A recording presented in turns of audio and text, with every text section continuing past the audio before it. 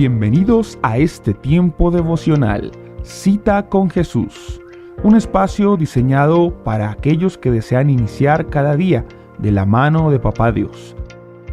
Dirigen pastores Luis Eduardo Álvarez y Amparo Ramos. Amado Padre, en el nombre precioso de Jesús, te damos muchas gracias en esta mañana por permitirnos una vez más estar comenzando este nuevo día, Señor, en tu presencia. Gracias, Dios, por la noche que nos regalaste. Y aquí estamos agradecidos, Señor, recibiendo de ti, Señor, la bendición de la vida, Señor. Un nuevo día, Señor, para alabarte, para bendecir tu santo nombre, para decirte que te amamos, que te necesitamos, que tú eres grande, poderoso, que tú eres nuestro Dios, nuestro Padre, nuestro Salvador, nuestro Sanador. Y estamos rindiendo una vez más nuestra vida, nuestro ser integral como sacrificio vivo, santo y agradable a ti, Señor. Es el culto racional que a ti te agrada. Este es el día que ha hecho el Señor, por eso nos gozaremos y nos alegraremos en él.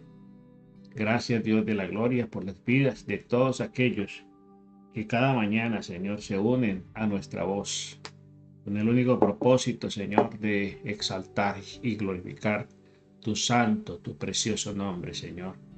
Darte a ti toda la gloria, Señor. Darte a ti toda la honra, toda la alabanza, Señor. La exaltación, Señor, porque tú vives y reinas por los siglos de los siglos. Tú eres el mismo Dios de ayer, de hoy, por los siglos. Gracias por tu fidelidad, por tu misericordia, Señor. Gracias, Dios, porque cada día, Señor, nos das la oportunidad, Señor, de acercarnos confiadamente a tu trono, Señor. Gracias por la salvación tan grande que nos diste por medio de tu Hijo. Gracias por las instrucciones que tú nos dejaste por medio de tu bendita palabra, Señor, oh Dios del cielo.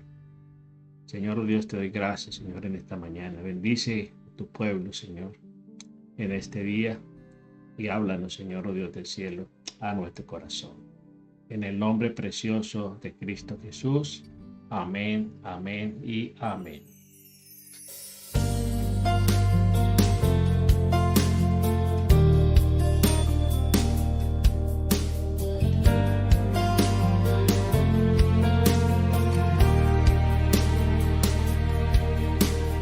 Tu palabra es como aceite sobre mis heridas. Así es, Señor. Tu palabra, Señor, oh Dios del cielo, es medicina. Tu palabra es nuestra guía, Señor. Saludamos en esta hora a todos los que están allí en Maryland, Virginia, Puerto Rico, Colombia, Washington, D.C., Pensilvania, también los que están allí en Puerto Rico. Un abrazo especial para Puerto Rico, toda la gente de la Isla del Encanto. Igualmente nuestros amigos en España, saludos especiales también para cada uno de ellos en Cuba. Abrazo especial a nuestro querido Junior. Y igualmente pues en Colombia, Ecuador, Perú, Venezuela y todos los lugares donde se conectan con nosotros en nuestro tiempo devocional. Esta mañana vamos a adentrarnos en un tema que hemos venido tocando en los últimos tiempos. La temática que hemos venido tocando es acerca de la doctrina, acerca de la palabra del Señor, acerca estuvimos hablando acerca de la apostasía, estuvimos hablando acerca también de las falsas creencias, y hoy pues vamos a hablar de la doctrina de los apóstoles. Vamos a hablar de la doctrina de los apóstoles, en qué consiste la doctrina de los apóstoles, por qué es tan importante la doctrina de los apóstoles. Y la doctrina de los apóstoles pues tiene que ver con esas enseñanzas que el Señor Jesucristo transmitió de primera mano a sus discípulos. Recuerde que ese fue su célula más cercana, su grupo, sus escogidos, para a través de ellos impactar el mundo. Luego, es muy importante que nosotros tengamos en cuenta esas sanas palabras del Señor. Y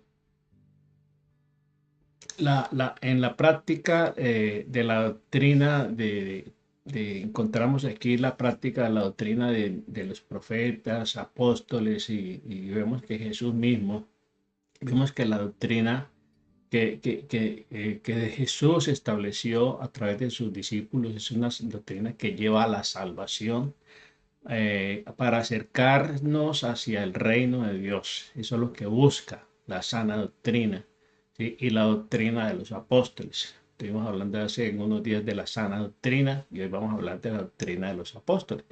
Esa es la sana doctrina, ¿sí? La doctrina de los apóstoles que fue recibida de primera mano por ellos, ¿sí? Luego es necesario ahora prepararnos, siempre prepararnos y estamos en tiempo, porque estamos en tiempos difíciles. Recuerden que estuvimos hablando de la apostasía, de los falsos maestros, de los falsos profetas, de los falsos creyentes, ¿sí? Todo está falsificado, todo se falsifica en este tiempo. Y estamos viendo tiempos difíciles donde la iglesia ha caído en la tentación de la falsa doctrina y se ha apartado de la verdad del Evangelio, ¿sí? Se ha apartado de la verdad del Evangelio, de la doctrina sana o saludable, que proporciona para el creyente un patrón, una guía, ¿sí? Si se sigue al pie de la letra y se siguen esas enseñanzas, si siguen esas instrucciones, pues va a promover cada vez más la fe, ¿cierto? Y un amor, digámoslo, genuino, un amor sano hacia Dios y hacia el prójimo. Eso es lo que promueve la sana doctrina.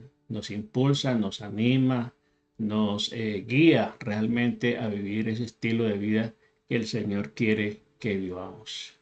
La sana doctrina luego entonces es una herencia muy grande, muy valiosa que Dios nos ha dejado y que debe ser valorada. Debe ser completamente valorada, teniendo en cuenta en esta generación y transmitirla como nos exhorta la palabra de Dios a la siguiente generación. Hablamos un día del gran mandamiento que el Señor le ordenó a Moisés, ¿cierto? Transmitir al pueblo de Israel. En Deuteronomio 6 se habla de ese gran mandamiento. Cuando Él dice allí estas palabras estarán en tu corazón, ¿sí? Y las repetirás y las enseñarás a tus hijos andando por el camino y al acostarte y cuando te levantes. Ese era el gran mandamiento que estaba allí estableciéndose como un derrotero para asegurar realmente la bendición, para asegurar la bendición. Mire lo que dice Deuteronomio 6. Estos pues son los mandamientos, estatutos y decretos que Jehová vuestro Dios mandó que os enseñase para que los pongáis por obra en la tierra a la cual pasáis vosotros para tomarla, para que temas a Jehová tu Dios, guardando todos sus mandamientos, estatutos y decretos que yo te mando, tú, tu hijo, el hijo de tu hijo, todos los días de tu vida, para que tus días sean prolongados. Oye pues, Israel, cuida de ponerlos por obra, para que te vaya bien en la tierra que fluye leche y miel, y os multipliquéis como te ha dicho Jehová, el Dios de tus padres. Y entonces ahí está, todo este capítulo de Deuteronomio 6 nos habla de ese gran mandamiento, de esa gran ordenanza que Dios nos da y le dio al pueblo de Israel. Y la clave era en qué, en escucharlos con atención, el conocerlos, el ponerlos en práctica y transmitirlos, enseñarlos a la nueva generación. ¿Sí? En todo momento se tenía que reiterar esta enseñanza. Luego era muy preponderante para ellos, ¿cierto? El tener en cuenta este gran mandamiento porque iba a garantizar la bendición de Dios, para que te vaya bien, para que tus días sean alargados, para que puedas poseer la tierra, es decir, la bendición que Dios tiene para tu vida. Entonces la sana doctrina debemos reverenciarla, debemos tenerla en cuenta como algo muy, pero muy valioso. La sana doctrina es una herencia valiosa que no se puede archivar, que no se puede menospreciar, que no podemos tenerla en poco, ¿sí? sino que debemos transmitirla fielmente a la siguiente generación. En los tiempos de Noé se levantó, y en los tiempos de los jueces también se levantó. En los tiempos de Noé, pues ahí está, pues de que todavía la ley no existía, no había sido promulgada, porque la ley se promulgó con Moisés. Pero igualmente en el tiempo de Noé, la gente se apartó completamente de su fe en Dios y se fue al mundo, se fue a vivir la vida loca. ¿Sí? Él dice que el pensamiento de continuo en el corazón de los hombres era el mal, la maldad. Y entonces encontramos también en el tiempo de los jueces, dice que se levantó una generación que no conocía a Dios. Hoy estamos viendo eso. Hoy hay una generación que se está levantando sin conocimiento de Dios. No conocen a Dios. Y si no hay conocimiento de Dios, pues no hay temor de Dios. Y el temor de Dios es el que nos lleva a vivir una vida sabia, porque el principio de la sabiduría es el temor de Dios. Y vemos una juventud y vemos unas generaciones que están completamente desenfocadas completamente del verdadero propósito de sus vidas. Entonces, por eso es importante que nosotros volvamos, digámoslo así, a estos rudimentos, a estas palabras que el Señor dejó para todas las generaciones. Entonces, la sana doctrina es una herencia muy valiosa, una herencia muy valiosa que debe ser completamente tenida en cuenta, valorada, ¿cierto? En la presente generación y transmitirla igualmente pues a la siguiente generación, porque eso les va a garantizar el bienestar. Jesús nos enseña, y vamos a ir a un pasaje que está en San Juan capítulo 7, San Juan capítulo 7, en el verso 16 encontramos, Jesús le respondió y dijo, mi doctrina no es mía, sino del que me envió. El que quiera hacer la voluntad de Dios conocerá si la doctrina es de Dios o si yo hablo por mi propia cuenta. El que habla por su propia cuenta, su propia gloria busca, pero el que busca la gloria del que me envió, este es verdadero y no hay en él injusticia.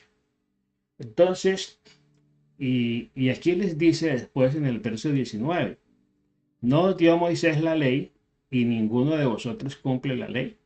¿Por qué procuráis matarme? Respondió la multitud y dijo, demonios tiene. ¿Quién procura matarte? Jesús respondió y le dijo, una obra hice y todos se maravillaron. Por cierto, Moisés os dio la circuncisión, no porque sea de Moisés, sino de los padres. Y el día de reposo circuncidáis al hombre y recibe el hombre la circuncisión en el día de reposo, para que la ley de Moisés no sea quebrantada. Os enojáis conmigo porque en el día de reposo sané completamente a un hombre. No juzguéis según las apariencias, sino juzgad con justo juicio. Bueno, aquí estaba una de las controversias, de los enfrentamientos que Jesús tenía con los fariseos, con los saduceos, con los religiosos, porque ellos se ufanaban mucho de la ley de Moisés, pero no la cumplían, ¿sí? Simplemente eran religiosos y querían imponerle esas cargas a los demás, ¿sí? Y no estaban dispuestos a cumplirlo. Entonces aquí el Señor está hablando precisamente de la doctrina. Dice, la doctrina no es mía, sino de aquel que me envió. Luego, la doctrina que sana, que salva, que libera, que restaura, viene del corazón de Dios. Viene directamente del trono, de la gracia. Entonces, el que quiera hacer la voluntad de Dios, dice, conocerá si la doctrina es de Dios y si yo hablo por mi propia cuenta. Entonces, ¿cuál es la verdadera doctrina según la Biblia? Bueno, la verdadera doctrina según la Biblia, las Escrituras definen esa doctrina de Cristo cómo ejercer la fe. Nos indica cómo ejercer la fe en Jesucristo.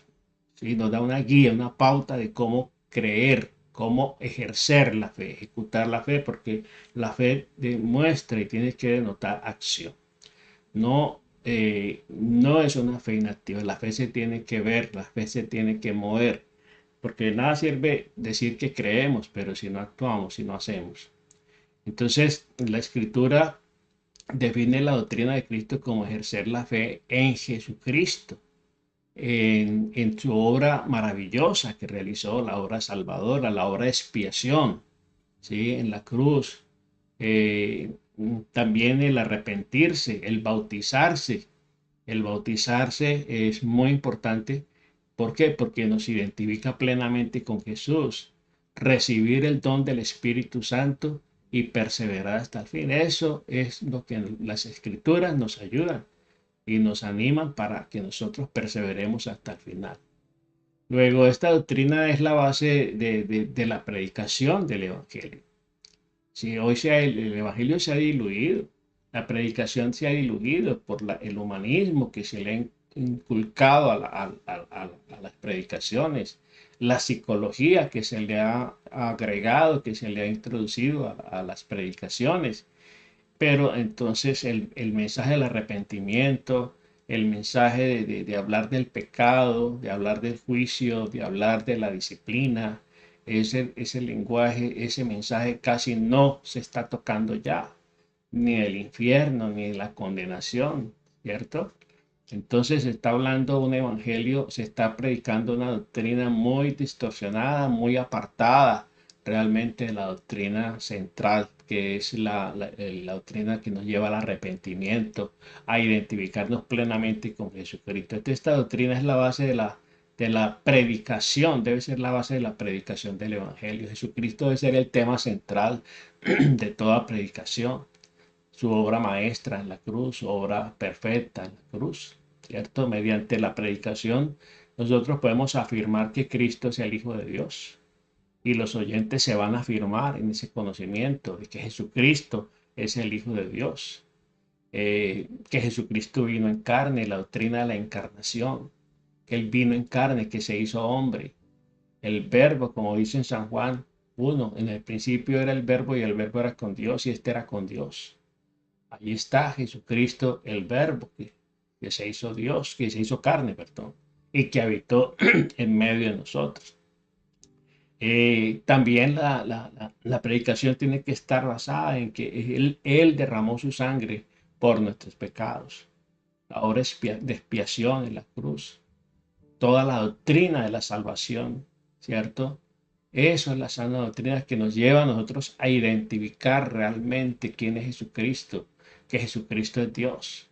Y no andaremos por ahí deambulando y especulando con tantas dudas y con tanta enseñanza errada que se está anunciando acerca de Jesucristo, poniendo en duda su divinidad, pero poniendo en duda su poder, poniendo en duda su verdad. Y recordemos, o poniendo en duda la verdad, porque poner en duda a Jesucristo es poner en duda la verdad. Porque Él dijo, yo soy el camino, yo soy la verdad, yo soy la vida. Entonces el que viene, el que entra solamente a través de Él puede venir al Padre.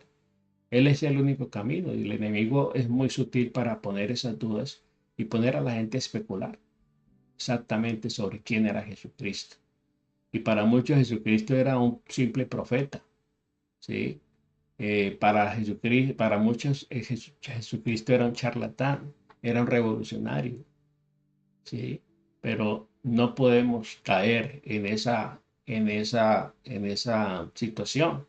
Debemos aceptar a Jesucristo como nuestro Señor y Salvador y realmente creer en Él, creer en su palabra, en su doctrina. Entonces, mediante la predicación afirmamos que Jesucristo es el Hijo de Dios, que Jesucristo es Dios y que Jesucristo es el Hijo de Dios, ¿sí? La doctrina de la encarnación que tiene que ver que el verbo se hizo carne, que Él como Dios se hizo carne, se hizo hombre y habitó entre nosotros, que derramó su sangre por nuestros pecados en un sacrificio perfecto allí en la cruz, que es el único sacrificio que el Padre aceptó, ¿sí? Es el único sacrificio que el Padre aceptó y que satisfizo completamente la justicia de Dios y aplacó la ira de Dios por el pecado del hombre. Entonces, entender que también Él nos redime, ¿sí? La doctrina de la redención, Él nos redimió, ¿sí? ¿Qué quiere decir redención? Que Él pagó el precio por nuestros pecados, ¿sí? Fuimos redimidos. Una redención que se pagó no con dinero, sino con sangre, con su propia vida, ¿sí? Es decir, conocer todo esto realmente nos libera, nos afirma en nuestra fe, en nuestro caminar con Él, ¿sí? En la doctrina de la redención, que somos salvos por la fe, y pues también pues en todo el sentido de la palabra, la doctrina de la salvación. La doctrina de la salvación que implica tantas cosas, la redención, la expiación, la comunión, la santificación. Es decir, después hablaremos de la doctrina de la salvación, que es una doctrina realmente poderosísima, que cuando la gente y las personas tienen en cuenta realmente todo lo que representó el sacrificio de Cristo en la cruz, pues valoraremos de una manera notoria realmente su obra allí en la cruz. Entonces, ¿de dónde proviene entonces esta enseñanza de los apóstoles que los apóstoles recibieron del Señor Jesucristo? Para transmitirla pues para transmitirla a todos los creyentes, ¿sí? Para transmitirla a sus discípulos y a los discípulos de sus discípulos. Por eso él enfatiza mucho y nos muestra a través de la Biblia que el método de Dios para llevar salvación a la humanidad son los hombres. Si Dios quisiera ordenar a los ángeles que vinieran a predicar, que vinieran a enseñar, que vinieran a edificar la iglesia, ellos gustosamente lo harían y lo harían en un tiempo récord, un tiempo muy rápido. Pero al Señor le provocó, les plació usar a los mismos hombres para llevar la predicación, para llevar el mensaje, para comunicar la verdad. Entonces, es la enseñanza, esta doctrina, ¿cierto?, de los apóstoles proviene de las enseñanzas que los apóstoles recibieron del mismo Señor Jesucristo para transmitirla a todos los convertidos a fin de que ellos formaran, digámoslo así, el cuerpo de Cristo, que es la iglesia como tal. Dice, edificados pues sobre el fundamento de los apóstoles y profetas, la principal piedra del ángulo es Jesucristo mismo, en quien todo el edificio bien coordinado va creciendo para ser un templo santo del Señor, en el Señor. Efesios capítulo 2, versos 20 y 21. El apóstol Pablo, mire cómo dice, edificados pues sobre el fundamento de los apóstoles y profetas. ¿Cuál es el fundamento de los apóstoles y profetas? Bueno, aquí lo estamos viendo. El mensaje central, Jesucristo, el Salvador, la salvación. ¿Sí? El mensaje de salvación.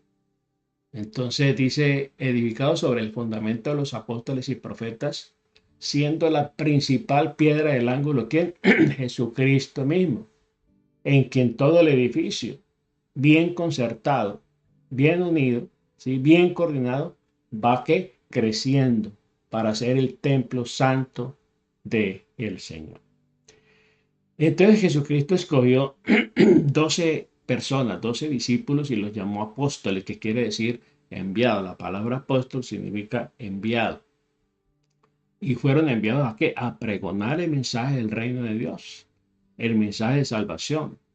Por eso vemos aquí en el libro de Hechos, capítulo 1, dice ahí la palabra del Señor en el capítulo 1 del libro de los Hechos, dice allí la palabra de Dios. En el primer tratado, Teófilo habla acerca de todas las cosas que Jesús comenzó a hacer y a enseñar hasta el día que fue recibido arriba. después de haber dado mandamiento por el Espíritu Santo a los apóstoles que había escogido, a quienes también después de haber padecido, se presentó vivo con muchas pruebas indubitables, apareciéndose durante 40 días y hablándoles acerca del reino de Dios.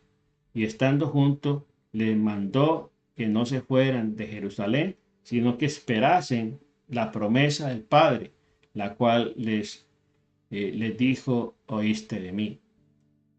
Porque Juan ciertamente bautizó con agua, mas vosotros seréis bautizados con el Espíritu Santo dentro de no muchos días. Entonces, encontramos aquí que el Señor Jesucristo les habla acerca de todas estas cosas. Entonces los que se habían reunido les preguntaron diciendo: Señor, ¿restaurarás el reino en tus tiempos? Y él les dijo: no os toca a vosotros saber los tiempos ni las sazones del tiempo que el Padre puso en su sola potestad, pero recibiréis poder, mire aquí, pero recibiréis poder cuando haya venido sobre vosotros el Espíritu Santo, ¿sí? Y me seréis testigos en Jerusalén, en toda Judea, en Samaria y hasta lo último de la tierra. Hasta lo último de la tierra. Entonces, encontramos aquí que el Señor les está dando unas instrucciones muy claras, ¿sí? Todas las cosas que comenzó a hablar Jesús. Mira, aquí está registrada por Lucas en el libro de los Hechos. En Hechos 2, 1 al 4, encontramos lo siguiente. En Hechos 2, 1 al 4. Cuando llegó el día de Pentecostés, entonces viene el cumplimiento de la promesa. Estaban todos unánimes y de repente vino del cielo un estruendo como de viento recio que soplaba, ¿sí? La cual llenó toda la casa donde estaban sentados. Y se les aparecieron lenguas repartidas como de fuego, según sentándose sobre cada uno de ellos, y fueron todos llenos del Espíritu Santo y comenzaron a hablar en otras lenguas según el Espíritu les daba que hablasen. Aquí está el Señor confirmando el cumplimiento de la promesa cuando llegó el día de Pentecostés. Se celebraba la fiesta del Pentecostés y habían convergido a Jerusalén personas de muchas ciudades y de muchos lugares. Había gente extranjera allí celebrando esta festividad. Y ahí se hace el cumplimiento, o sea, el cumplimiento de la promesa de la venida del Espíritu Santo. Luego, ¿en qué consiste entonces la sana doctrina? La doctrina de los apóstoles. El apóstol Pedro dijo en Hechos 2:22, ¿sí? En Hechos 2:22 es el primer discurso, después de que la gente pensaba de que los discípulos estaban ebrios, que estaban borrachos, ¿sí? Estaban completamente, perdón, que estaban completamente ebrios, que estaban completamente borrachos porque estaban hablando en otras lenguas y mucha gente no les comprendía, pero la gran mayoría de ellos les escuchaba hablar en otras, en su propio lenguaje. Dice allí en Hechos 2, en el verso 22, vamos a hablar desde el 14. Entonces Pedro, poniéndose en pie con los 11, alzó la voz y les habló diciendo: varones judíos y todos los que habitáis en Jerusalén, esto sea notorio, oí mis palabras, porque estos no están ebrios como ustedes suponen, puesto que es la hora tercera del día. Mas esto es dicho por el profeta Joel: en los postreros días, dice el Señor, derramaré mi espíritu sobre toda carne, y vuestros hijos y vuestras hijas profetizarán, y vuestros jóvenes verán visiones, y vuestros ancianos soñarán sueños, y de cierto sobre mis siervos y sobre mis siervas en aquellos días derramaré de mi espíritu, y profetizarán, y daré prodigios de arriba en el cielo y señales abajo en la tierra, sangre y fuego. Bueno, en el verso 22 nos dice aquí la palabra del Señor. Verso 22. Varones israelitas, oíd estas palabras. Jesús Nazareno, varón aprobado por Dios entre vosotros, con las maravillas, prodigios y señales que Dios hizo entre vosotros por medio de él, como vosotros mismos sabéis. A este entregado por el determinado consejo y anticipado conocimiento de Dios, prendiste, mataste por mano de inicuos, crucificándole, el cual Dios lo levantó, suelto de los dolores de la muerte, por cuanto era imposible que fuese retenido por ella.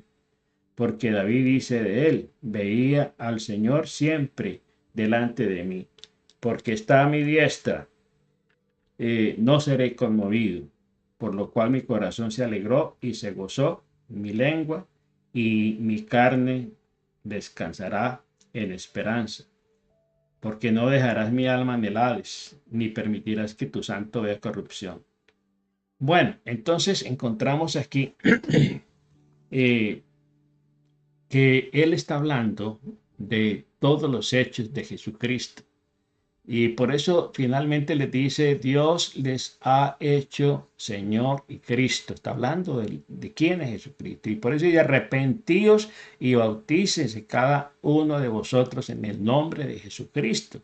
Así que recibieron sus palabras y fueron bautizados, y se añadieron aquel día como 3,000 personas. Y perseveraban en la doctrina de los apóstoles, en la comunión unos con otros, en el partimiento del pan y en las oraciones. Ese es el origen, el inicio de la iglesia, un poderoso inicio con señales del Espíritu Santo, con manifestación poderosa del Espíritu Santo. Luego no eran ellos. Recuerde que ellos estaban escondiéndose, ellos estaban atemorizados. El Pedro le negó, ¿sí? Y los demás se escondieron, le dejaron completamente solo. Pero cuando se cumplió la promesa de él, el derramamiento del Espíritu Santo, entonces aquí vemos el primero que se levanta fue el que le negó 3 veces, que fue Pedro. Y entonces cuando estas personas escucharon el mensaje, ¿sí? Dice que así que recibieron las palabras, sus palabras, y fueron ¿qué? Bautizados. Y en ese día se añadieron 3,000 personas. Y de ahí en adelante se convirtió en un estilo de vida. Dice que perseveraban ¿en qué? En la doctrina, en la enseñanza, en la predicación de la salvación, en la predicación de Jesucristo, de la obra de Cristo. Sí, esa es la doctrina de los apóstoles. Y eso lo llevó a vivir en la unidad, comunión unos con otros, en el partimiento del pan y en las oraciones. ¿Sí? ¿Cuánta dificultad hoy hay para que la gente ore, para que la gente interceda, para que la gente ore por otras personas? Cuando uno llama a tiempos de intercesión, son contaditos los que aparecen, los que levantan la mano y están dispuestos. Pero si organiza una fiesta, si organiza una celebración en la iglesia, ahí aparece todo el mundo, ¿sí? Hasta los que hace mucho tiempo no vienen. Pero cuando es una convocatoria de oración, ahí donde la gente lo piensa más de una vez. Entonces, es muy importante que nosotros entendamos, que nosotros comprendamos que no podemos bajo ningún punto de vista, no, que se me va a acabar la batería. Bueno, entonces de esa manera vemos que la sana doctrina se basa única y exclusivamente en el Evangelio, en la obra de Cristo en la cruz. En la tarde continuaremos entonces ahondando más sobre este hermoso tema que nos apasiona y que nos lleva realmente a valorar lo que Dios ha hecho por nosotros. Amado Padre, en el nombre precioso de Jesús, te damos muchas gracias. En esta hora, Señor, te pedimos que tu Santo Espíritu, Señor, baje estas palabras a nuestro corazón y que cada día podamos valorar, Señor, tu palabra, Señor, la sana enseñanza y transmitirla, Señor, a las nuevas generaciones, para que de esa manera, Señor, podamos vivir la vida con propósito, la vida abundante y glorificarte, Señor, oh Dios del cielo, en nuestra vida y a través de nuestra vida. Bendice a tu pueblo en este día, Señor. Bendice el resto de este día. Y te damos muchas gracias, Señor, por tu inmenso amor y por tu misericordia, Señor. En Cristo Jesús. Amén, amén y amén. Bueno, familia, Dios les bendiga rica y abundantemente y nos vemos 6:30 de la tarde en nuestro tiempo de reunión familiar unánimes. Bendiciones para todos y feliz día.